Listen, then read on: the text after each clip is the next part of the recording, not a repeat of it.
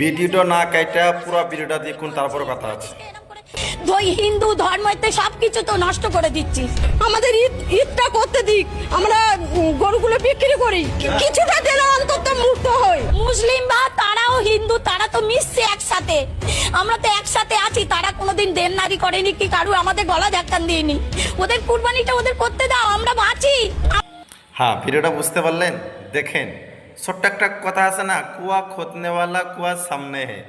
যাদের জন্য কুয়া খুঁদবে তারাই কুয়া পড়বে।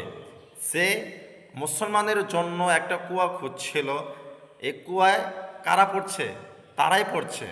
যে আমাদের গরু খাওয়া বন্ধ করেছিল, যে আমরা গরু খাওয়া বন্ধ করে দিলে আমাদের কোনো সমস্যা নেই, আমরা ছাগল খাইতে পাবো, ভেড়া খাইতে পাবো, উট খাইতে পাবো, মহিষ খাইতে পাবো, আমাদের কোনো সমস্যা নেই। কিন্তু হিন্দু ভাইদের কষ্ট, তাদের তাদের কথা শুনে, তাদের ভিডিওগুলো দেখে আমাদের অন্তর কেঁপে যায়।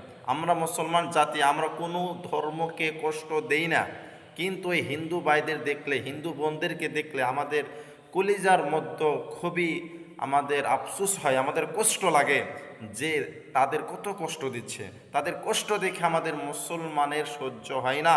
এর জন্য বলছিলাম, বেশি তুমি গাদ্দারি করো না, বেশি তুমি লাফাইও না। দেখবা তুমি যাদের জন্য কুয়া খুঁদবা, কুয়া তোমরাই, ওই কুয়া তোমরাই পড়বা। এর জন্য আপনার যত পারেন ভিডিওটা প্রচুর মান শেয়ার করুন আর কমেন্ট করুন।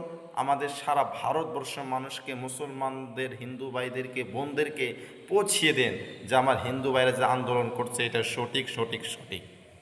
সবাই শেয়ার করুন।